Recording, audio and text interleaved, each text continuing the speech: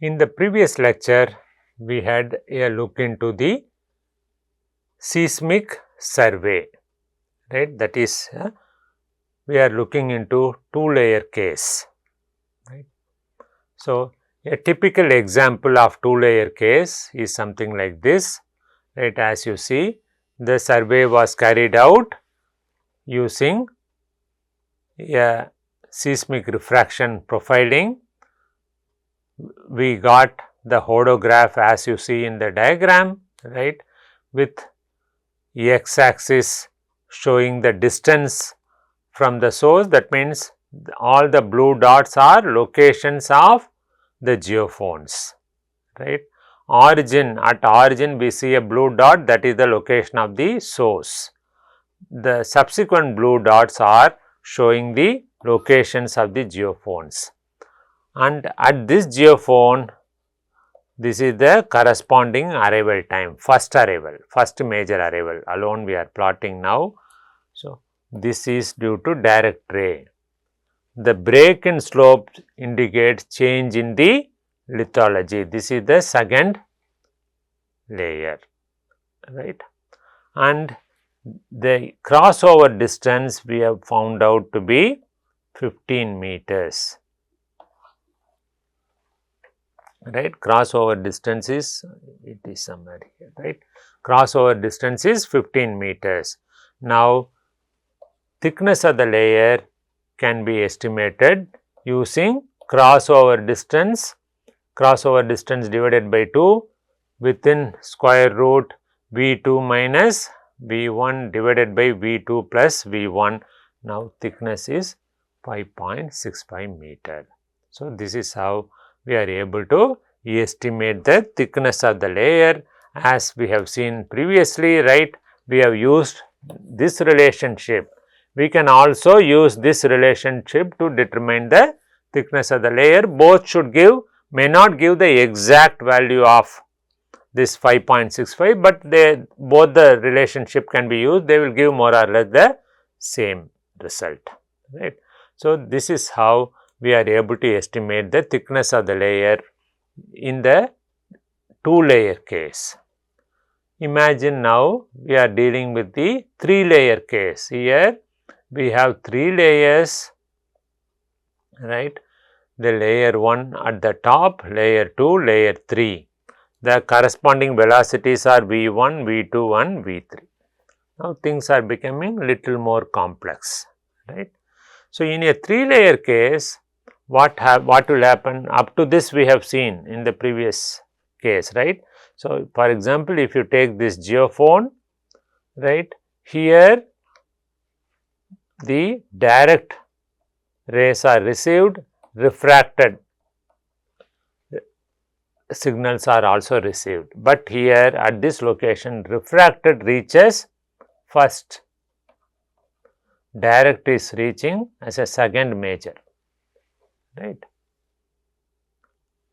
If you take this location, direct, refraction, one more refraction, right. This refraction is from first interface, this refraction is from second interface. Okay. Here which one will be received first? So, beyond certain distance, this will be the first arrival, this will be the second arrival, this will be the third arrival. Okay, we have seen this already, right. What happens here is the refracted signal coming in this path is traveling considerable distance, this much of distance in V3, right.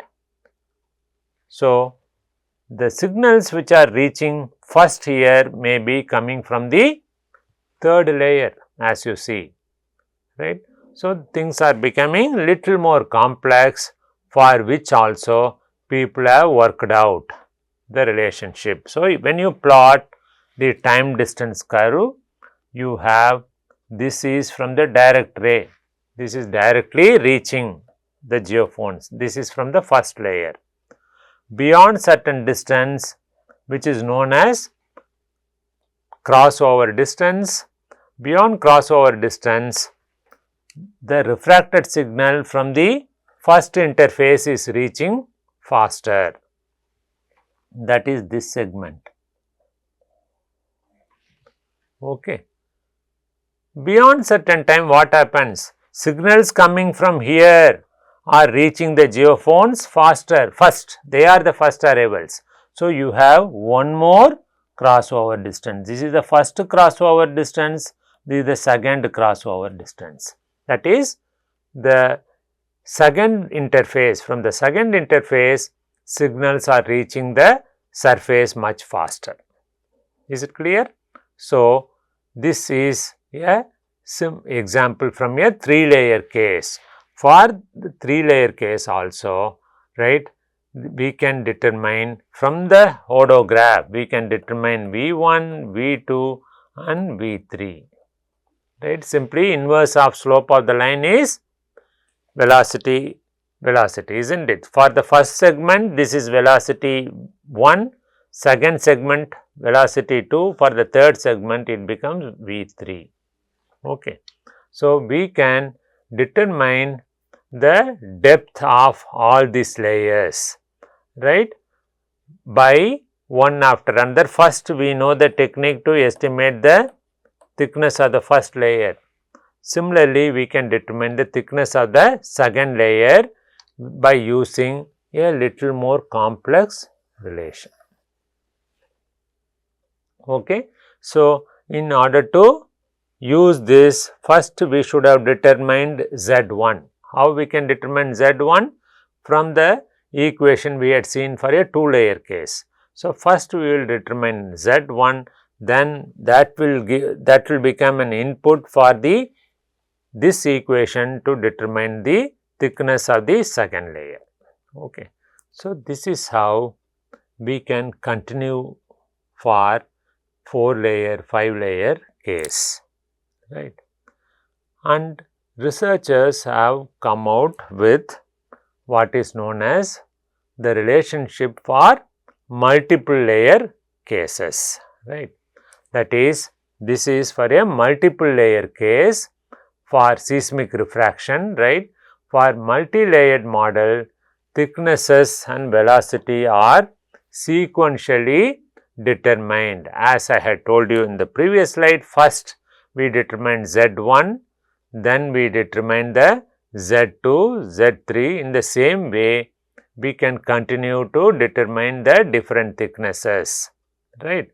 So, here is an example of multi-layer case, 4th layer, 5th layer, 6th layer and so on, for which we can determine the thicknesses. Let us say here is the thickness of the second layer. Thickness of the second layer is estimated using this relationship. So, when we use this relationship, one of the thing which we are supposed to know is thickness of the first layer. That can be determined as we have seen already. Now, we are able to determine the thickness of the second layer. Okay. And we can change this relationship as a general relationship that can be applicable for n number of layers. So, in this equation, velocity is given with a subscript n that shows the velocity of the nth layer. T I n is the intercept time for the nth layer and so on, right. So, we can determine the thicknesses of layers as we did for a 2-layer case by both intercept time as well as by crossover distance. So, here for deeper layers we have given a simple relationship. Then instead of the intercept time, we can also use crossover distance, right, for which also there is a generalized equation, right. That means even for multiple layers one after another, starting from layer 1, 2, 3, 4, because for determining layer 2 the equation will require thickness of the first layer. So, we will substitute this and get the layer 2 thickness. Then we will go to layer 3. For layer 3 we will need the thickness of the second layer. So, this is how we will progress and determine the thicknesses of all the layers, right. So, by carrying out seismic refraction survey, we are able to determine the thicknesses of layers. But until now, we have simply assumed the layers are horizontal, right. So, whatever we have seen until now is applicable for horizontal layers. Suppose if the layers are inclined, dipping, right, that is what we call as geologically dipping layer. This is the ground surface, the layers may be something like this below the surface. That means they are dipping at an angle, right.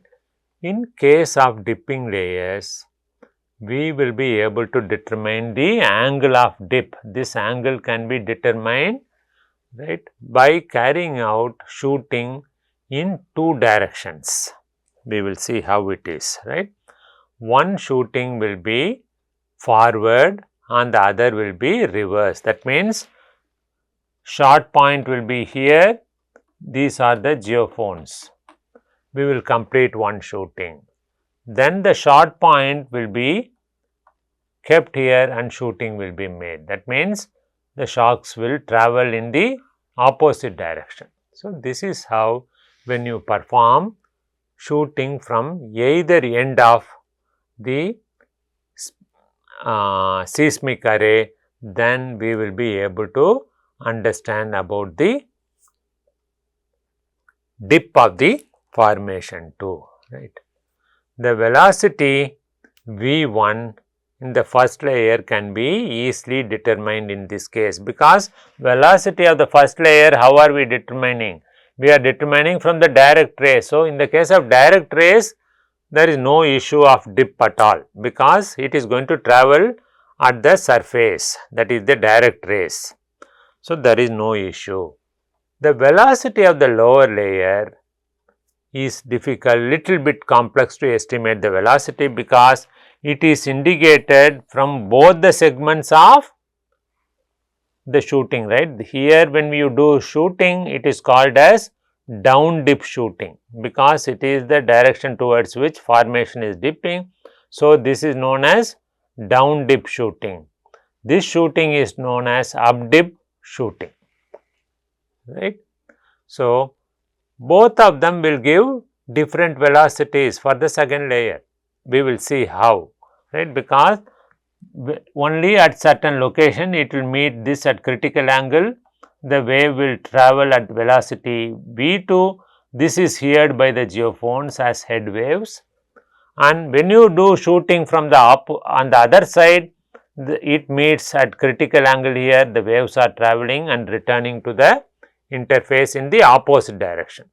In both the cases, velocity which we are going to estimate from the hodograph will be slightly different, right. So, what we are going to estimate is not the real velocity, but that velocity is called as only apparent velocity, right. So, this is what will happen, right. So, in the dipping layer, right, we have spread our geophones like this. Initially, this was the short point, then we did one more shot. This is known as, when you use this, it is known as down dip shooting. When you use this short point, it is known as up dip shooting, right. This is down dip shooting, right. Down the dip we are shooting, right. Now, let us see, when you shoot from here, right, when you plot the time distance curve, this is direct, then this is due to refracted signals, right.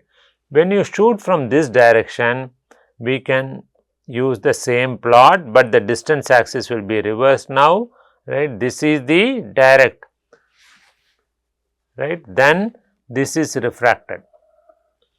Please look at this graph with little more attention. Right now, the length of this line itself is less. Why? Because here the direct waves are reaching up to certain distance, beyond which quickly refracted signals are overtaking. Why? Because the thickness is less here, thickness of the layer is comparatively less, whereas here thickness of the layer is more. Why? Because of the angle of dip, right. So, whereas when you shoot from this direction, the critical angle is achieved only after some great distance, right. So, that is why the length of this line is much more, right. So, compared to this distance is more. Okay. So, this is why the hodograph of up dip and down dip are not symmetrical, isn't it? Here this and this are different, 1 and 2. Up dip and down dip, they are not symmetrical. That indicates what? This itself indicates to us the layers are dipping, right. So, now let us take a simple case, horizontal layers. That is what we have seen already. We have seen already these two relationships, one using intercept time, another one using crossover distance. So, this is a horizontal layer. Now, imagine we are doing shooting from this direction, another shooting, this is short point from this direction. We have done shooting from either end, and then we are plotting the hodograph, right. This is the distance. We are plotting, this is the first direct, then refracted. For this is for which shooting? Let us name it. This is 1. This is for shooting 1. Now, shooting from right to left, we will call it as 2. So, the axis is reversed. Now, this is the direct.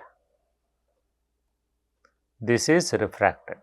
So, this is for which one? Now, shooting number 2.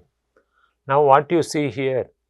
Both of them are the same, symmetrical, right? Both forward or reverse shooting. You can call it in any way. You can't call it as up dip and down dip here because dip is 0.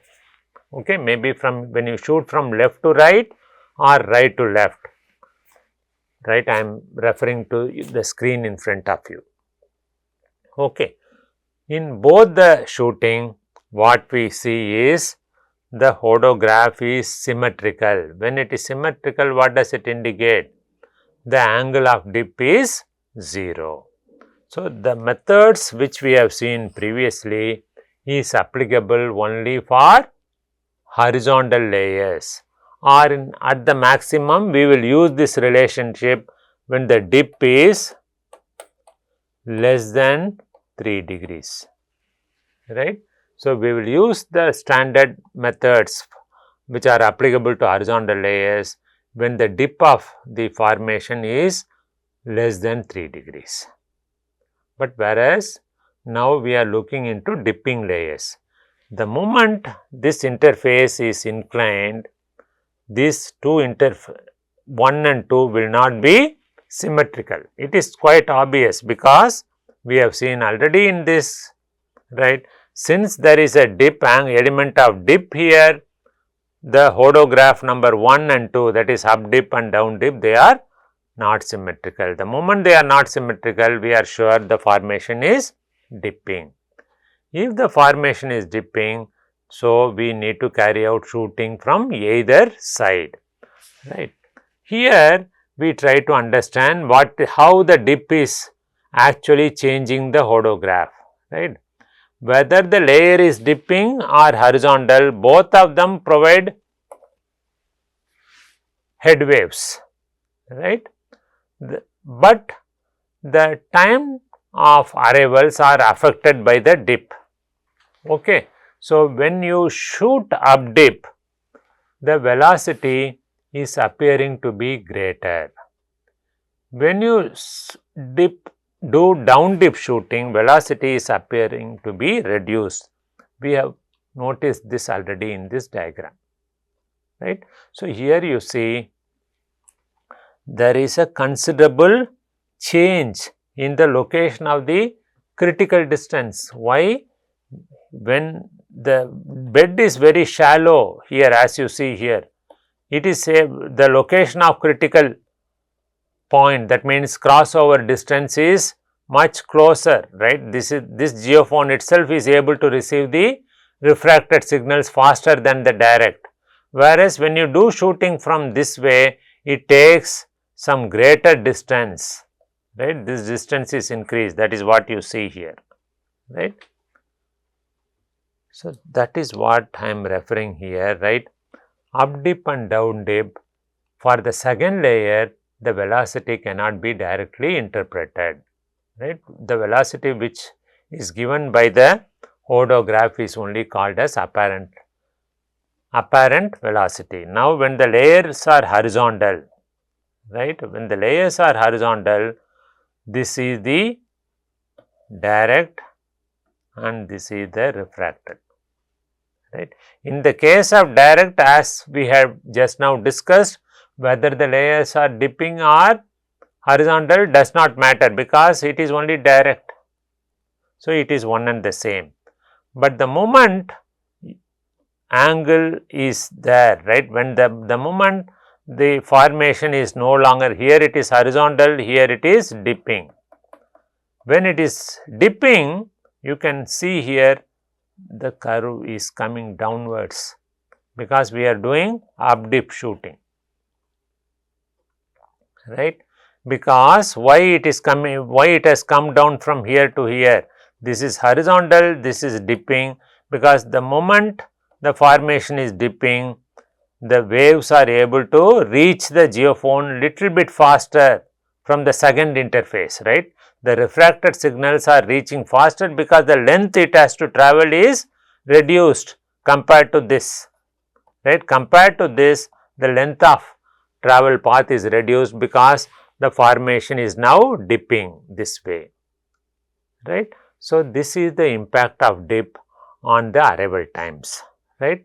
The effect will be just opposite for the down dip shooting. When you do shooting from this direction, the it will get reversed, isn't it? So, this is what is happening. So, in the case of dipping layers, it is necessary for us to do shooting from either end. What is the advantage of doing shooting from either end? We will be able to determine the hodograph, right. This is one down dip shooting, this is up dip shooting, right. There will be a difference in the velocity in the between up dip and down dip, right. So, as the layers are inclined, you do down dip shooting, then one up dip shooting. Advantage is we are able to determine the angle of dip from seismic survey. It is very interesting, isn't it, right. That means, by carrying out the investigation on the surface of the earth, we try to understand the formation below are horizontal or inclined. If it is inclined, we are able to determine the angle of dip. So, dip is given by this relationship. What is V1? V1 is the velocity in the first layer, which is pretty straightforward. Whether you do down dip shooting or up dip shooting, the velocity is the same, because it is the direct signal, direct rays. Whereas, for the second layer, that is shown here, the velocity is different for up dip shooting and down dip shooting. Okay. So, we have two V2s here, V2 derived from down dip, V2 derived from up dip shooting, right. Both are substituted here in this relationship, then we can determine the angle of dip. Okay. So, this is how we are able to determine the angle of dip, and we can also determine the thickness of the layer both both here as well as here, right, approximately using the relationship we had seen previously. So, this is how we are able to understand the thicknesses of layers as well as dip of the layers in seismic method, right. Now, what are all the different methods of refraction shooting, right. So, there are some special methods of refraction shooting that we will have a look into now. There are three methods. One is known as fan shooting, arc shooting and profile shooting, right. What is profile shooting? Profile shooting is the one which we have seen until now. Profile shooting is all these examples are profile shooting. That means we have short point here and the detectors are arranged. Both of them are arranged in a profile. That is what is the profile shooting. So, in profile shooting, short point and detectors are arranged in a straight line. That is known as profile shooting. Then, what is fan shooting? In fan shooting, short point is here and the geophones are kept at same distance around the short point, forming a kind of an arc. This is the distance. So, distance is the same. Distance between the short point and geophones are the same since it resembles like a hand fan. Okay. Since it resembles like a hand fan, it is called as fan shooting, right. Why do we need fan shooting? In some locations, right, our target may be between the short point and the detectors, right.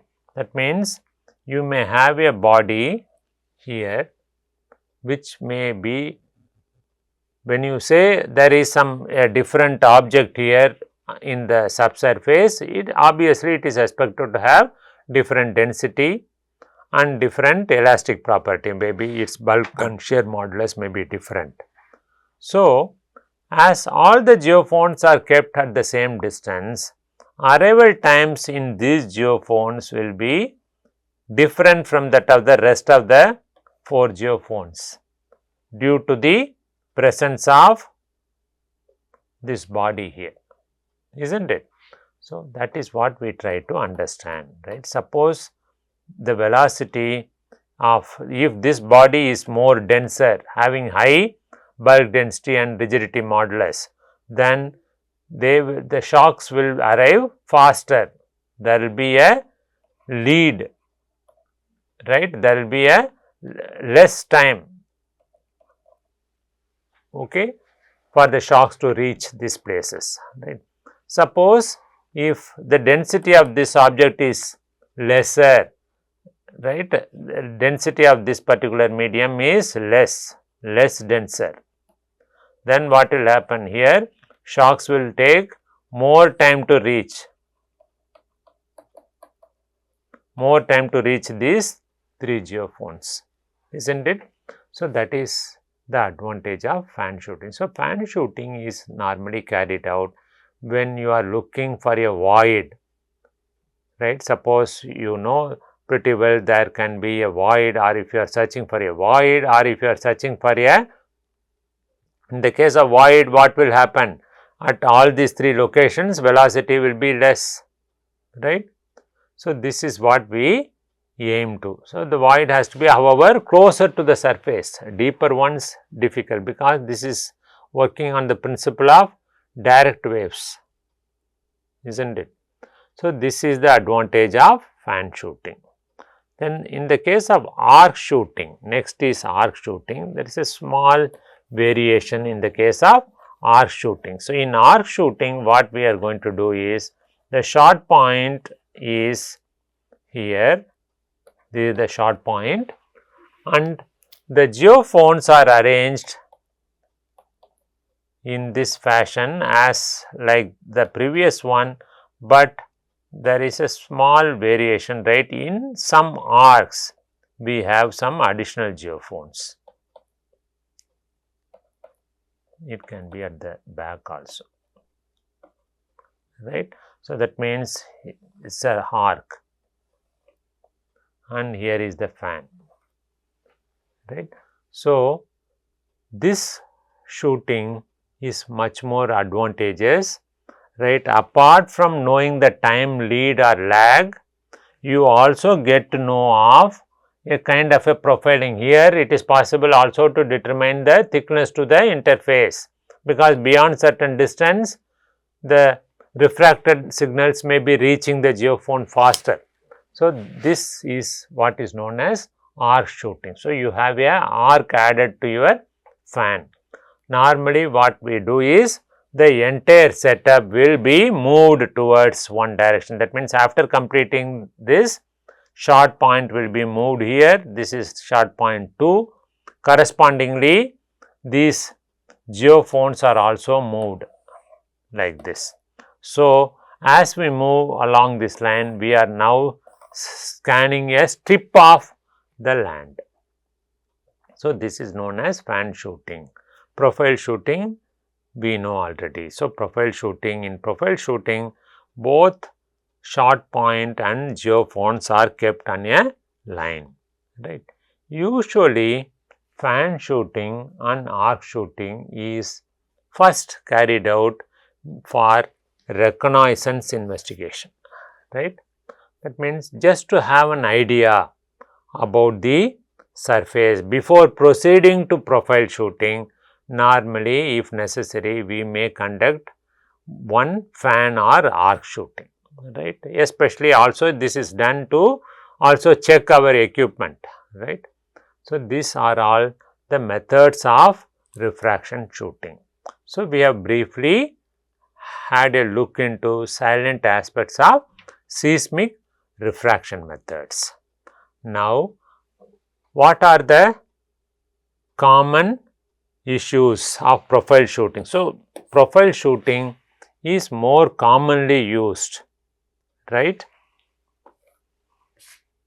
for reconnaissance as well as detailed investigations, right. For what detailed investigation? We have already seen, we are able to determine thicknesses of all the layers and we are able to understand the variation in the velocity of layers with respect to depth, and we can determine the dip angle too. So, we have thus looked into some major aspects of seismic refraction survey. Now, what are all the applications? We have already understood the applications, but I would like to spell out. So, primary application is to determine the depth to the bedrock and also the bed structure. What do I mean by bed structure? Whether the beds are horizontal or they inclined, right. If it has some other structure, if it is folded, that can also be picked up, right. By determining the depth of the layers, we can determine or thickness of the top layer, it varies. So, we can understand the buried folded structure.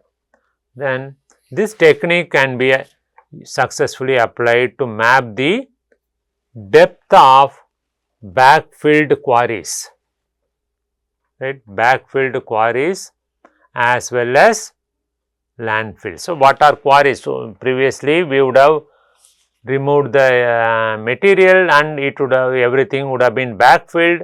We do not know the extent of the quarry, that can also be estimated. Then similarly landfills, what is the depth of landfill? Because solid waste, municipal solid waste dumped will have completely different characters compared to the surrounding earth, right. You obviously it may have lesser density. So, it can be also studied. Thickness of the overburden, right. Below the surface of the earth you have rock, this is the rocky area. What is the unconsolidated material? That means we can determine the thickness, right. And we can also use to understand the groundwater table. Imagine a region where you have a thick deposit of sand. Let us assume you have 100 meters of sand and water table is 10 meter below the surface, right. So, I will draw here, this is the ground surface and everywhere we have sand, but sand is saturated. This is the water table, groundwater table, right. This is the groundwater table. Let us say this is 10 meters. The rest of the sand is about 90 meters. This is something like a 2-layer case we have seen, isn't it?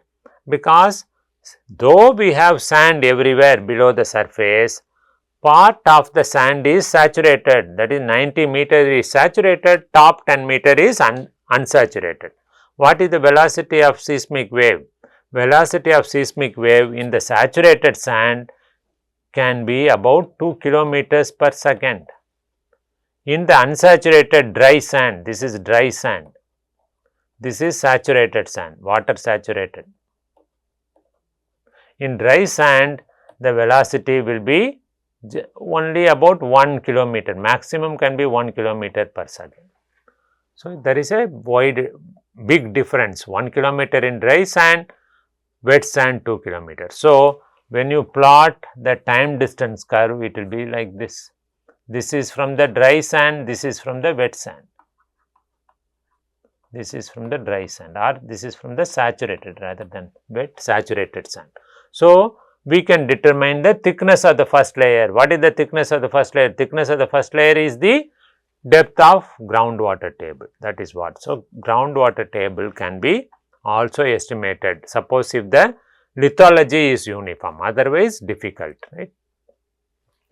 Since seismic velocity depend on elasticity and density, right, seismic surveys provides a measure of strength of the subsurface rocks. Okay. Hence, the seismic velocity or the shear velocity of seismic waves in the formation help us or aid us in assessing the rock quality, right.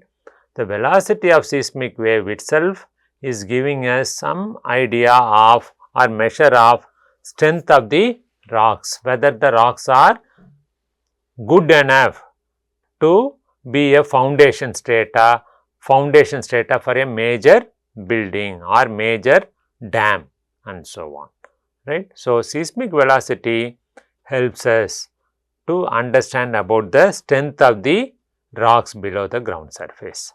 These are all some of the broad applications of seismic refraction surveying, right.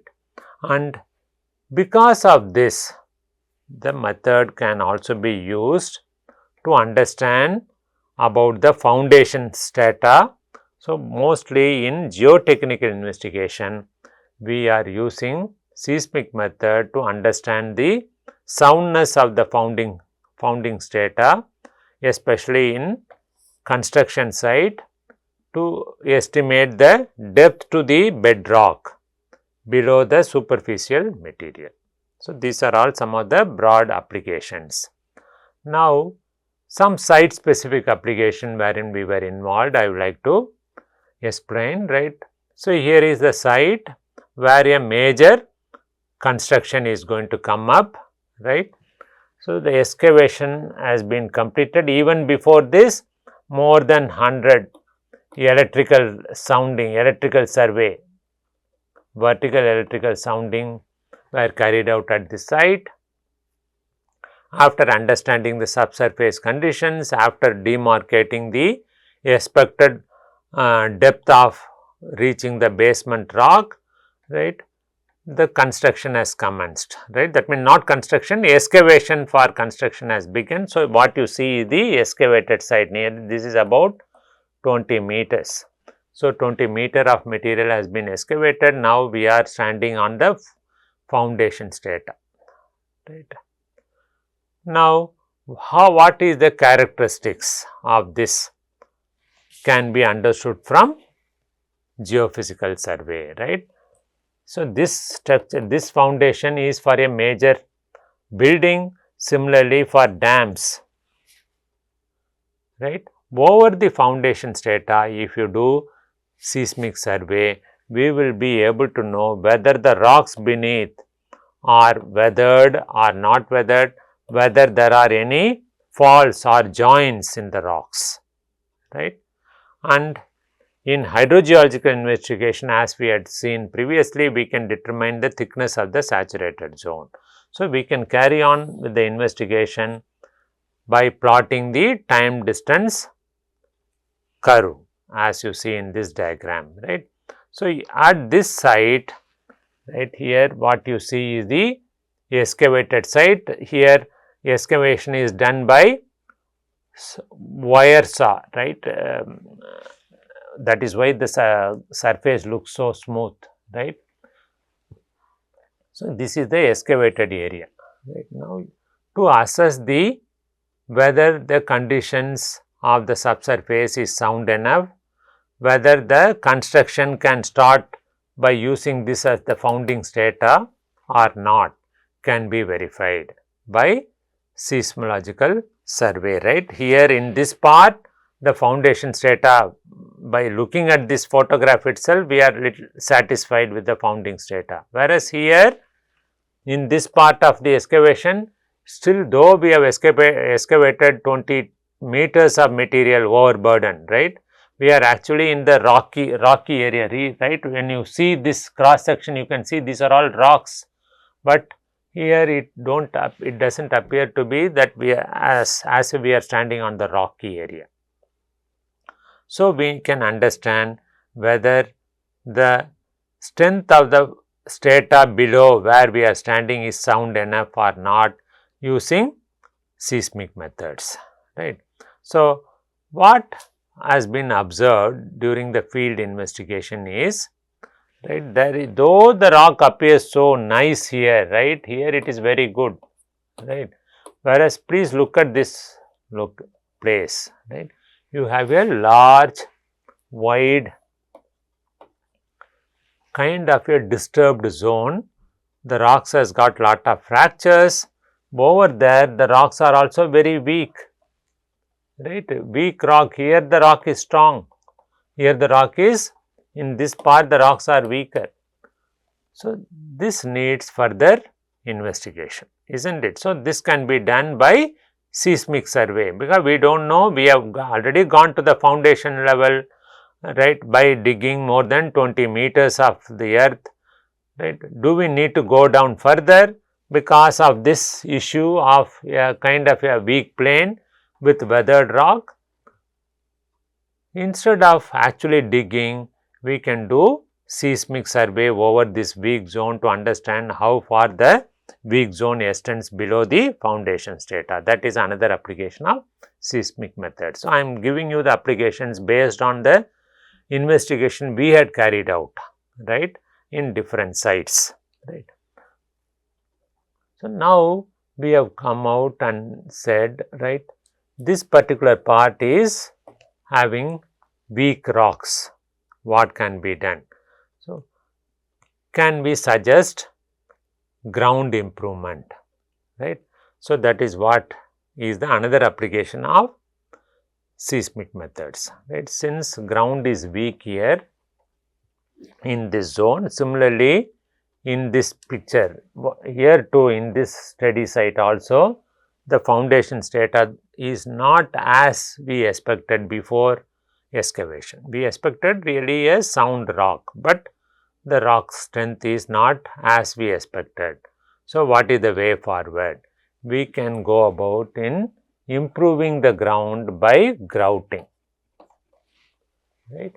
So, that is what has been suggested. So, seismic methods can also be used to see the efficacy of grouting, that is ground improvement.